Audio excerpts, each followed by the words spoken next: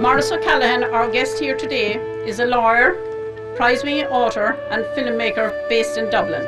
He is, however, a native of West Cork, Newcestown. Maurice's book, In Their Dreams of Fire, set in the year of the War of Independence, is considered the greatest historical novel since Strumpet City. And I would now like to ask Maurice to address you.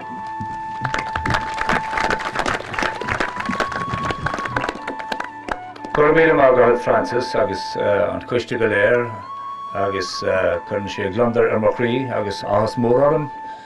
A bheith an seo chun an fork galanta áling seo a oscailt, agus go an buchas libh as ocht an cuire a gaf siam dom chun an bhart sin a dhéanamh.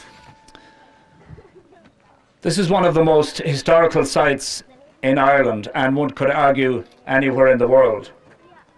You can travel to the United States where you can view such monuments, for example, as Gettysburg or Valley Forge, commemorating the American War of Independence.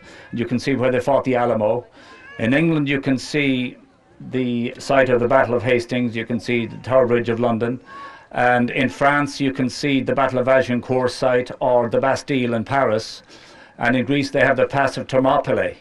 Now, here in Ireland, we have Kilmichael, amongst many others. These locations commemorate acts of great courage and great resistance, and they capture the imagination of people, no matter the attempts of some people to deny their very importance. Particularly if the numbers of the defenders was small and the numbers of their adversaries were large.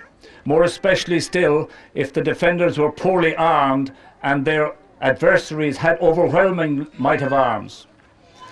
Here at Kilmichael, the Irish Republican Army began a campaign of armed resistance that not only defeated the scourge of the Auxiliaries of the British Army, but that actually struck a blow at the heart of the greatest empire the world has ever seen. That these fighters were mere farm boys with a few rounds of ammunition and a few Lee Enfield rifles and shotguns, and that their opponents were hardened professionals of England's foreign wars, makes their bravery all the more commendable. For months leading up to this engagement, the Auxiliaries and the Black and Tans were marauding through the length and breadth of Ireland, looting and torturing, killing and burning the helpless citizenry out of their homes. There had been little, if any, retaliation to their trails of pillage until Tom Barry and the Flying Column finally said enough is enough. They set out to rid the country of the scourge of the invader, and to show that the Irish would no longer be ground underfoot, humiliated and marginalised, and starved in their own country as they had been for centuries.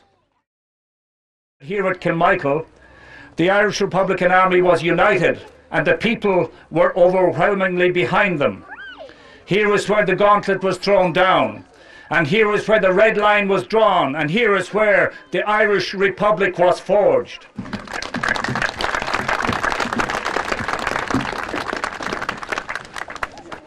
When I was a boy of 12, I rode a horse from north of Inchigeela across to the Bandon River, a distance of about 20 miles to our own farm down near Inniskeen. The horse was bought by my father and my uncle, and I was given the task of riding the horse home, although I was only 12 years old, and it was a hell of a long way, let me say. I started at 10 o'clock in the morning, and I ended up arriving home around midnight. My father always said to me, when you get to the Kilmichael Ambush, you know you're going the right way. And even though I was only 12, when I got here, I said, by God, I'm halfway there. So the horse was poorly, and so was I. The horse was badly fed, but we kept on going, and eventually we reached home at the fall of night. Now, that was in the early 60s, and there was no monument then even. This further monument over here, the original was only built in 66. I think this may have been around 1962. But when I got here at the fall of night on a cold October day, I knew that something terrible and something monumental had happened here. I felt as if a cold current were drifting up from the house of the dead. Such are the legacies and the memories of great deeds. They seep into the unconscious mind and they create mythology. Kilmichael has created a mythology. I grew up in a house where we were proud to be freedom fighters, where my father and my uncles and my neighbours fought in some of the great battles of the War of Independence. These events captured my imagination even as a young man, and many years later I wrote about them in some of my stories and films. I became aware that the stories and history of my own place and of our own place were just as valid and just as important as those stories from anywhere else or from any other country.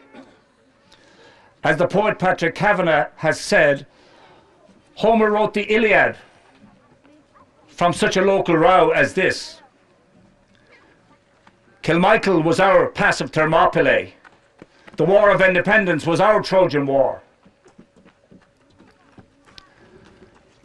Today we have people who may be called revisionists, who attempt to look back at these events and say, 100 years ago, maybe things should have been done differently. Some are saying that 1916 was a mistake.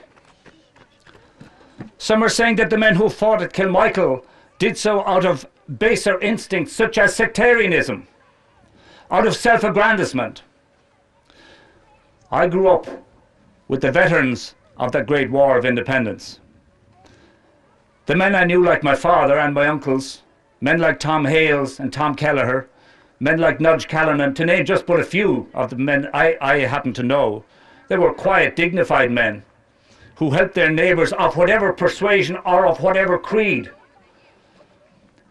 and who did not covet or crave money or worldly advancement. They were mild men and honourable men, and I do not see many of their likes today in positions of authority and power. Yet they are sometimes denigrated by certain journalists and so-called fake historians writing today, who write from the comforts of their cocooned offices and their cyberspace computer programs, men who are not fit to lace the shoes of the men who fought at Kilmichael and Crossbarry and so forth.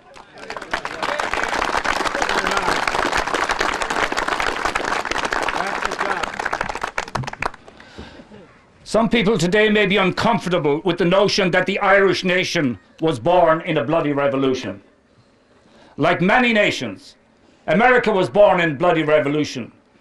Russia was born in such a fashion, and so was France.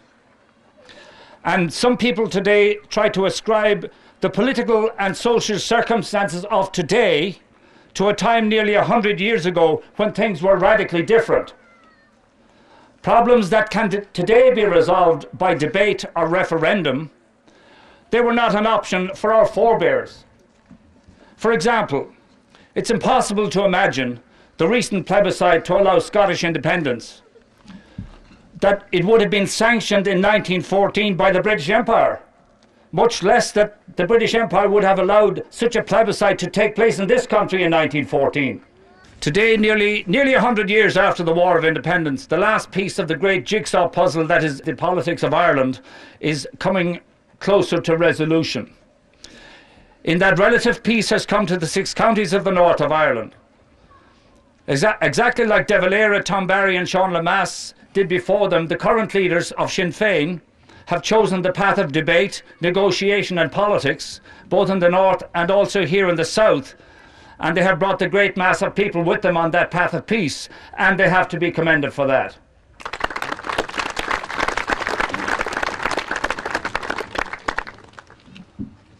But we cannot be complacent. Our country today is recovering from the savage effects of the recession. We have to a great degree forfeited our sovereignty, not only to the British this time, but to the Germans, to the EC. While billions of euro are flowing out of the country every year to pay faceless and anonymous bondholders and banks, large segments of our population are facing poverty and overwhelming debt.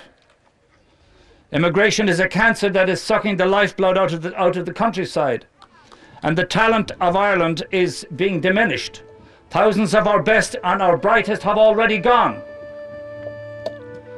165 years ago, vast amounts of grain and cattle were shipped out of Ireland to satisfy voracious banks and mortgage holders in England. While over 3 million people starved to death and died like flies on coffin ships bound for America. It was in part the recent memory of such horrors of the Great Famine that the people such as O'Donovan Rossa and Parnell and Michael Davitt and eventually the boys of Kilmichael decided to wrestle the fate and the destiny of Ireland back from foreign empires.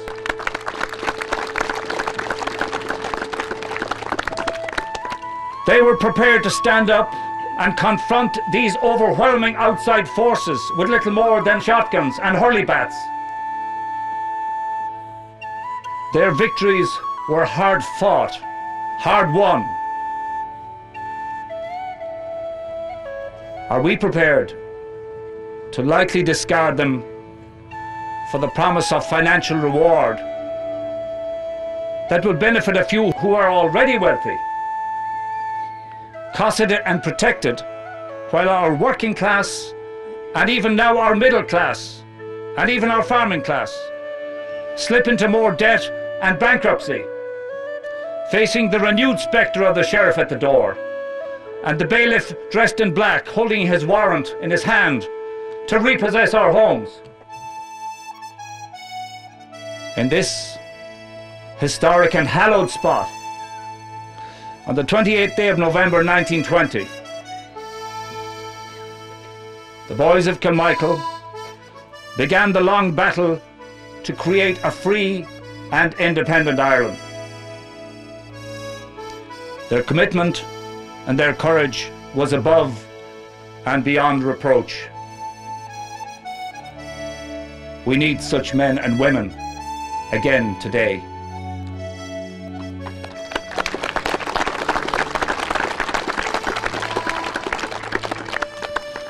By gathering here, as you all have, and the creation of this wonderful new park and memorial, you, by your presence here, have demonstrated and reinforced the prophetic words that are emblazoned on this monument since 1966, which says, "The generations shall remember them and call them blessed." Many generations have passed since that evening of the 28th of November 1920, but still we are here and still we remember them. Thank you very much.